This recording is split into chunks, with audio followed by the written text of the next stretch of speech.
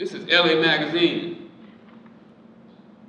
It's one of the biggest magazines in LA. This guy wrote an article on me. He came to visit me in prison. He said that he was writing my obituary. He said I was dead. That I was never getting out of prison, that I was 0555-0045, and that I would die in prison. I told him that I was getting out. I talked about promoting fights, writing a book, doing movies, going around the country speaking at universities, talking to politicians, and becoming a leader of my community while I still had a life sentence without the possibility of parole. He said that he started to question my insanity. But see, what he didn't know is that I had discovered some other things while I was in prison. Let me tell you this here, what I told the young men today, and it hit all of them right in the back of the head, right? See, I had made more money than I could ever spend. When I started selling cocaine, I only wanted to make $5,000 to get my old raggedy car fixed, give me some new tires for it, start paying for my tennis lessons, because I still thought I had a shot at making pro. And then I'd have a little change left over.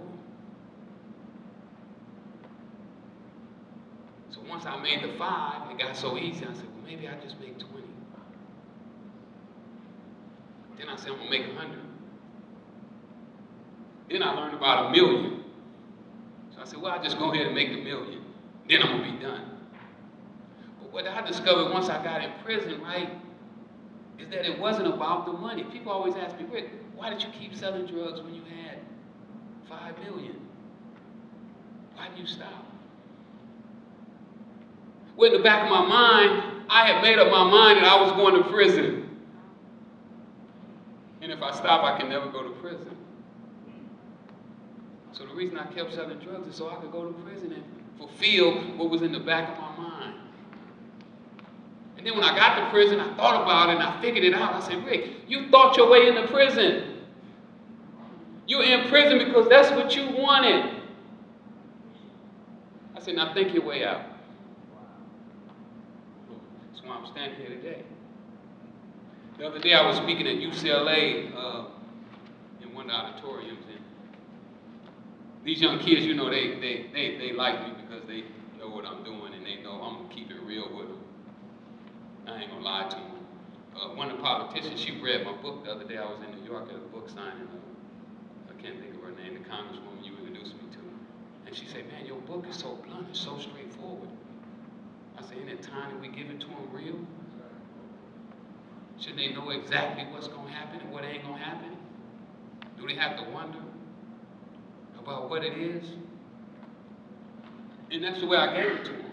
With this young girl, she stood up doing the Q&A and she said, Rick, how are you doing all the things that you do? You don't have a high school diploma and you telling us that you shouldn't even graduated from the 9th grade because you had a 3rd grade or less education.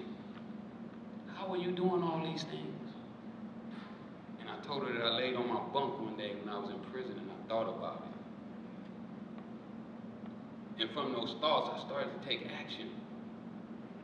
And from those actions are all the things that I'm able to do right now. And I tell all our people, no matter who they are, that you're all able to do the same thing. And those inmates today, they got it. See, because they've been where I've been. I've been where they've been. When I was in there today, I could feel it, being there. Because I know what it was like, having a life sentence without the possibility of parole and don't know if you will ever go home again. And I know without a shadow of a doubt, I can reform your prisons. I can go in there and teach every one of your inmates exactly what I know. Because I ain't that smart. I couldn't read till I was 28 years old. You see, I've been telling them prison reform. Those guys who are in prison for crack cocaine shouldn't be in there. Because they ain't bad guys. They was just trying to make a living. They was trying to feed their kids. They really entrepreneurs. See, the crack could have been a trap to get all the entrepreneurs entrepreneurs out the neighborhood, all the ones that was going to lead the community out of the neighborhood. See, you throw some bait out, the ones who bold and vibrant, they're going to be the first ones run out for it. They're not going to worry about the trap. See, some of them, they're going to lay back and see if it's a trap, but them ones, them trailblazers, see, they're going to go and get it right off the bat. I was one of them. But those are the ones that we need to reform our country and put our country back on track. I believe that this system that we've been running, that started from the Reagan administration, lock them up, throw away the keys, was never intended to work. I mean, not for us. I mean, it's working just perfect for the people who put it in place. Because they line in their pockets. They pay what y'all pay. Y'all pay $45,000 a year to keep me in prison. So if I would have did life, I'm going to probably live a long time because you know I'm a vegan too. And I work out. So I would probably, my goal was to live 100 years. So if y'all would have took care of me for 100 years at $45,000 a year, y'all was going to spend a lot of money. But you never thought about, well, he don't want much out of life. Why don't we give him an old job if he ain't doing nothing but sweeping the streets? They gave him $20,000 a year. Or maybe we take him out and let him rebuild some of these old houses for old people. But just give him something to do. Because we're going to pay the money when he go to jail. We're going to pay $45,000. And doing my reading, and by the way, I read over 300 books before I left prison, just to let you know. So when you hear me talking, you ain't talking to illiterate Rick who was selling dope at 19 years old. No, he ain't the same guy.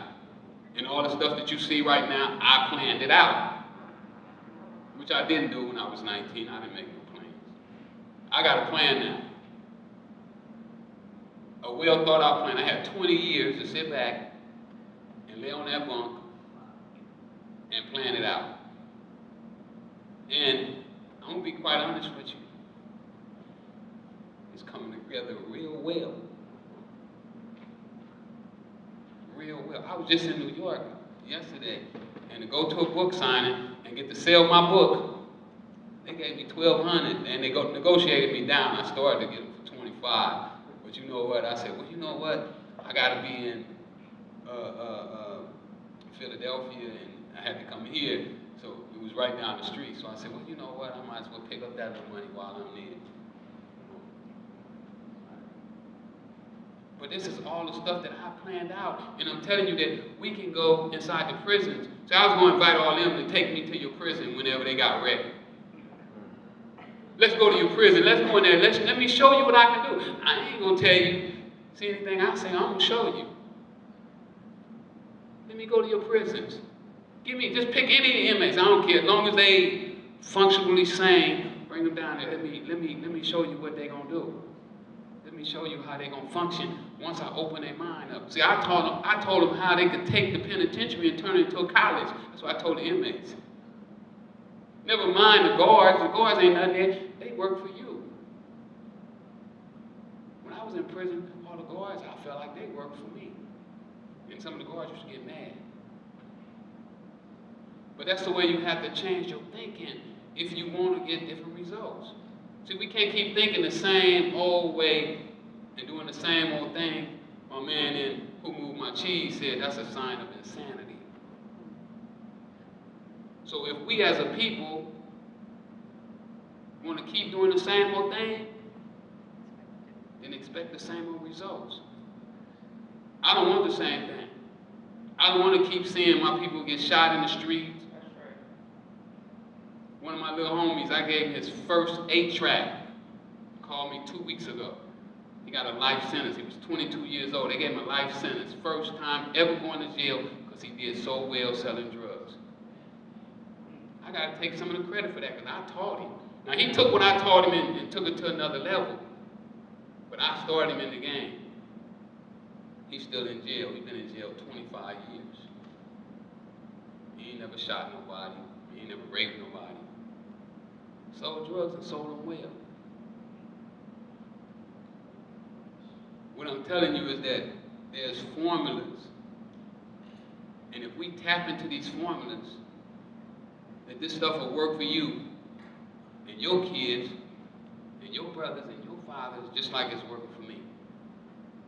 And just like it's working for some of these other guys who you see who are dictating what's going on in this country. It was 3 books that I read. I'm going to give you the name of them. Hopefully y'all pick them up. Think and Grow Rich by Napoleon Hill. As a Man Think by James Allen. And The Richest Man in Babylon by George Clason. And people who I've given the book to told me that I take these principles and that I live by them.